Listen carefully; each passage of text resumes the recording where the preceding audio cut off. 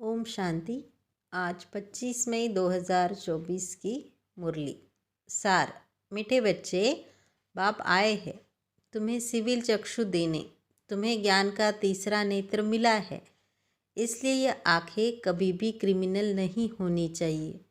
प्रश्न: तुम बेहद के सन्यासियों को बाप ने कौन सी एक श्रीमत दी है?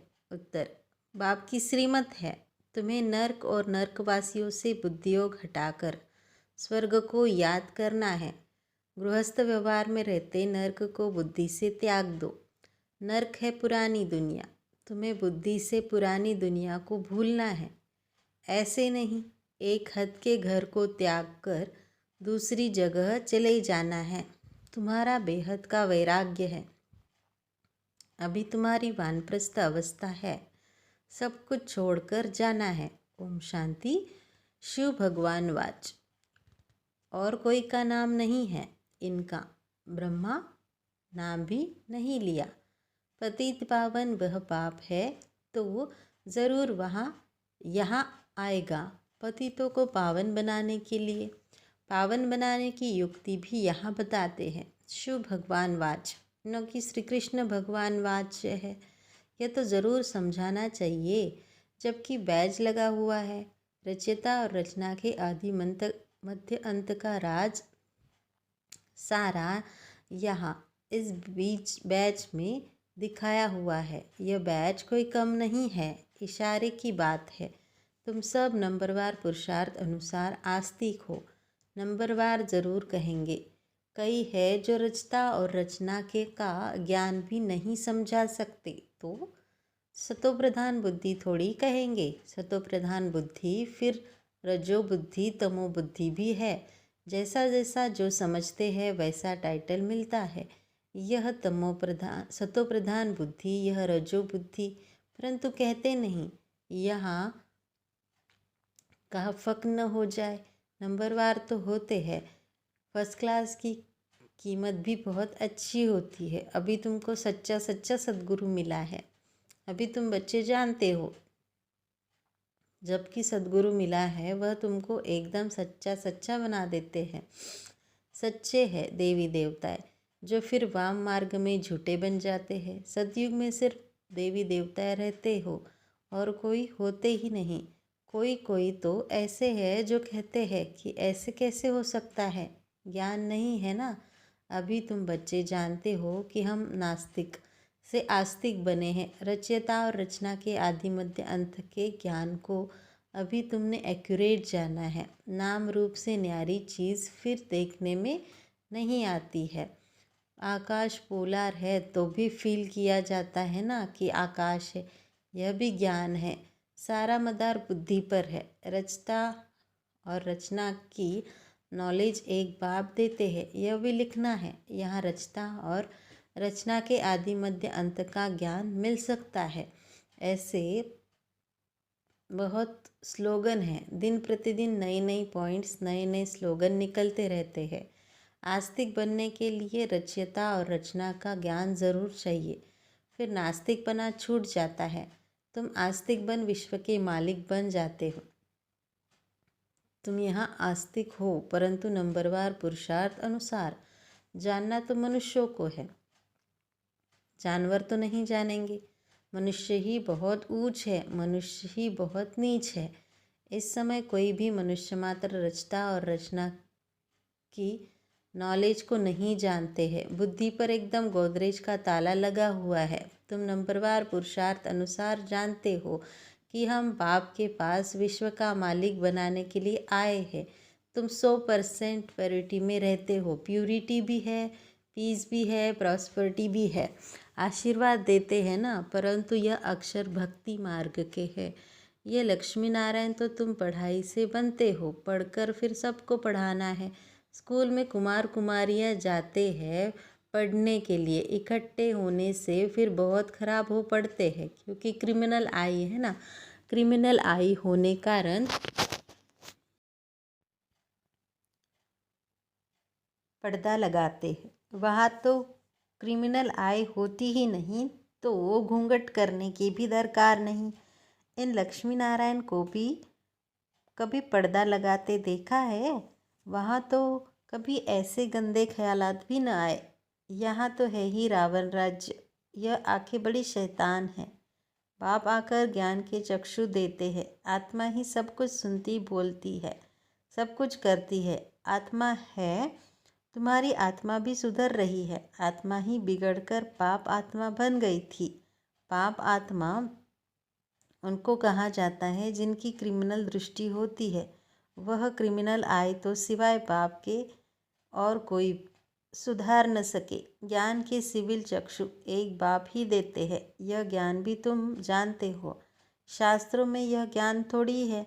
बाप कहते हैं यह वेद शास्त्र उपनिषद आदि सब भक्ति मार्ग के हैं। जब तप तीर्थ आदि कुछ भी करने से मुझे कोई मिलते नहीं है। यह भक्ति है जो आधा कल्प चलती है। अब तुम बच्चों को यह संदेश सबको देना है। आओ तो हम तुमको रचयिता और रचना के आदि मध्य अंत का ज्ञान सुनाए, परमपिता परमात्मा की बायोग्राफी बताए। मनुष्य मात्र तो बिल्कुल जानते ही नहीं।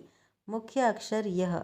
आओ बहनों और भाइयों, आकर रचयिता और रचना के आदि मध्य अंत का ज्ञान सुनो। पढ़ाई पढ़ो जिससे तुम यह बनेंगे। यह ज्ञान पाने से और सृष्टि चक्र को समझने से तुम ऐसे चक्रवर्ती सतयुग के महाराजा और महारानी बन सकते हो। ये लक्ष्मी नारायण भी इस पढ़ाई से बने हैं। तुम भी पढ़ाई से बन रहे हो।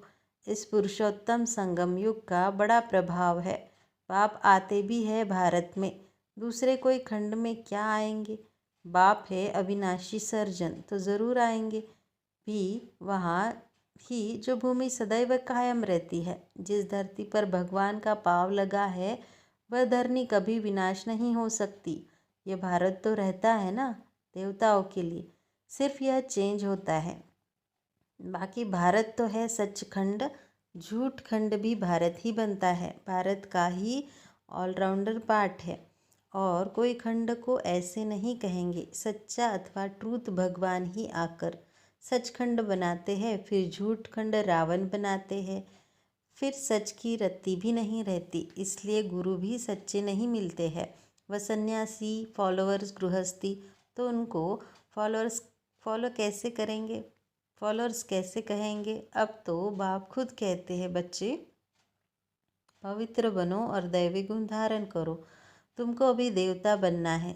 सन्यासी कोई संपूर्ण निर्विकारी थोड़ी है। घड़ी घड़ी विकारियों के पास जन्म लेते हैं। कोई बाल ब्रह्मचारी भी होते हैं। ऐसे तो बहुत है, विलायत में भी बहुत है। फिर जब बूढ़े होते हैं तब शादी करते हैं संभाल के लिए। फिर उनके लिए धन छोड़कर भी जाते हैं। बाकी धन धर्माऊ कर देते हैं। यहाँ तो उन्हों का बच्चों में बहुत ममत्व रहता है। 60 वर्ष के बाद बच्चों के हवाले करते हैं, फिर जांच करते हैं, देखते हैं देखिए हमारी पिछाड़ी ठीक चलाते हैं या नहीं। परंतु आजकल के बच्चे तो कहते हैं बाप वानप्रस्थ में ही गया तो अच्छा हुआ, चाबी तो मिल गई, जीते जी सारा खाना ही खराब कर देते हैं। फिर बाप को भी कहने लगते हैं कि यहाँ से निकल जाओ, तो बाप समझाते हैं प्रदर्शनी में तुम यह लिख दो कि बहनों भाइयों, आकर के रचता और रचना के आदि मध्य अंत का ज्ञान सुनो। इस सृष्टि चक्र के ज्ञान को जानने से तुम चक्रवर्ती देवी देवता विश्व के महाराजा महारानी बन जाएंगे। ये बाबा बच्चों को डायरेक्शन देते हैं। अब बाप कहते हैं कि यह बहुत जन्मों के अंत का जन्म है। मैं इनमें ही प्रवेश करता हूँ। ब्रह्मा के सामने ही विष्णु को 4 भुजाएं क्यों देते हैं? 2 है मेल की, 2 है फीमेल की। यहाँ 4 भुजा वाला कोई मनुष्य थोड़ी होता है। यह समझने के लिए है। विष्णु अर्थात लक्ष्मी नारायण ब्रह्मा को भी दिखाते हैं। 2 भुजा ब्रह्मा की, 2 भुजा सरस्वती की। दोनों बेहद के सन्यासी हो गए। ऐसे नहीं सन्यास कर फिर दूसरी कोई जगह चले जाना है, नहीं। आप कहते हैं गृहस्थ व्यवहार में रहते नरक का बुद्धि से त्याग करो। नरक को भूल स्वर्ग को बुद्धि से याद करना है। नरक और नरकवासियों से बुद्धि योग हटाए स्वर्गवासी देवताओं से बुद्धि योग लगाना है। जो पढ़ते हैं उनकी बुद्धि में रहता है ना कि हम पास करेंगे, फिर यह बनेंगे, आगे गुरु करते थे जब वानप्रस्थ अवस्था होती थी। अब बाप कहते हैं मैं इनको वानप्रस्थ अवस्था में ही प्रवेश करता हूँ जो बहुत जन्म के अंत के जन्म में है। भगवान वाच, मैं बहुत जन्मों के अंत वाले जन्म में ही प्रवेश करता हूँ। जिससे शुरू से लेकर अंत तक का पाठ बजाया है उसमें ही प्रवेश करता हूँ, क्योंकि उनको ही पहले नंबर में जाना है। ब्रह्मा सो विष्णु, विष्णु सो ब्रह्मा, दोनों को 4 भुजाएं देते हैं। हिसाब भी है ब्रह्मा सरस्वती सो लक्ष्मी नारायण, फिर लक्ष्मी नारायण सो ब्रह्मा सरस्वती बनते हैं। तो तुम बच्चे झट यह हिसाब बताते हो। विष्णु अर्थात लक्ष्मी नारायण 84 जन्म लेते लेते फिर आकर साधारण यह ब्रह्मा सरस्वती बनते हैं। इनका नाम भी बाद में बाबा ने ब्रह्मा रखा, नहीं तो ब्रह्मा का बाप कौन, ज़रूर कहेंगे शिव बाबा। कैसे रचा, एडाप्ट किया।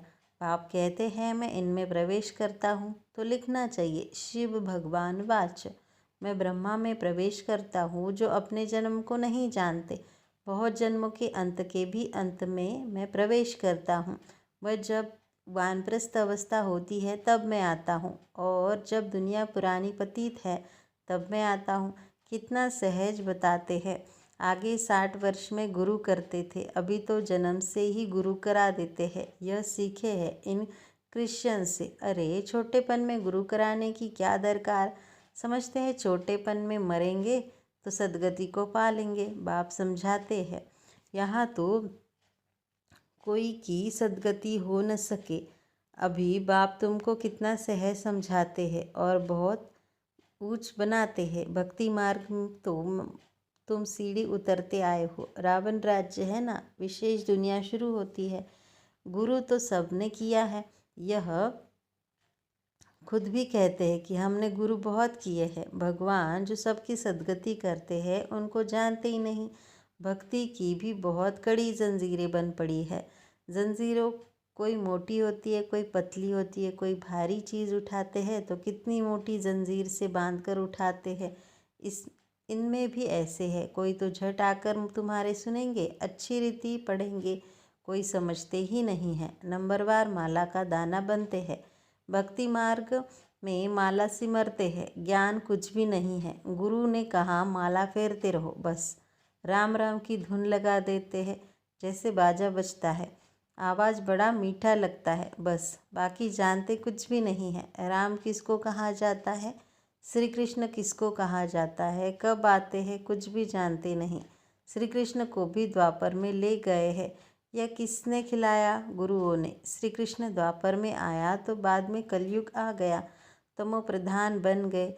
बाप कहते हैं मैं संगम युग पर ही आकर तुमको तमो प्रधान से सतो प्रधान बनाता हूँ। तुम तो कितने अंधश्रद्धालु बन पड़े हो। बाप समझाते हैं जो कांटों से फूल बनने वाले होंगे वह झट समझ जाएंगे, कहेंगे यह तो बिल्कुल सत्य बात है।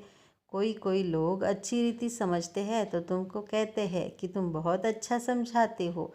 84 जन्मों की कहानी भी बरोबर है। ज्ञान सागर तो एक बाप है जो आकर तुम्हें पूरा ज्ञान देते हैं। अच्छा, मीठे मीठे सिकिलदे बच्चों प्रति माता पिता बाप दादा का याद प्यार और गुड मॉर्निंग। रूहानी बाप की रूहानी बच्चों को नमस्ते। आज की मुरली में से धारणा के लिए मुख्य सार। पहला, सद्गुरु बाप की याद से बुद्धि को सत्वप्रधान बनाना है, सच्चा बनना है, आस्तिक बनाने की सेवा करनी है। दूसरा, अभी वानप्रस्थ अवस्था है, इसलिए बेहद का सन्यासी बनकर सबसे बुद्धियोग हटा देना है, पावन बनना है और दैवी गुण धारण करने हैं। आज की मुरली में से मधुर वरदान है, देह और देह की दुनिया की स्मृति से ऊंचा रहने वाले सर्व बंधनों से मुक्त फरिश्ता भव। उसका अर्थ है देह और देह के दुनिया की स्मृति से ऊंचा रहने वाले सर्व बंधनों से मुक्त फरिश्ता भव। अर्थ, जिसका कोई भी देह और देहधारियों से रिश्ता अर्थात मन का लगाव नहीं है वही फरिश्ता है। फरिश्तों के पाँव सदा ही धरनी से ऊंचे रहते हैं। धरनी से ऊंचा अर्थात देह अभिमान की देह भान की स्मृति से ऊंचा। जो देह और देह की दुनिया की स्मृति से ऊंचा रहते हैं वही सर्व बंधनों से मुक्त फरिश्ता बनते हैं। ऐसे फरिश्ते ही डबल लाइट स्थिति का अनुभव करते हैं। अच्छा, आज की मुरली में से स्लोगन है, पानी के साथ चलन और चेहरे से बाप समान गुण दिखाई दे तब प्रत्यक्षता होगी। अच्छा, ओम शांति।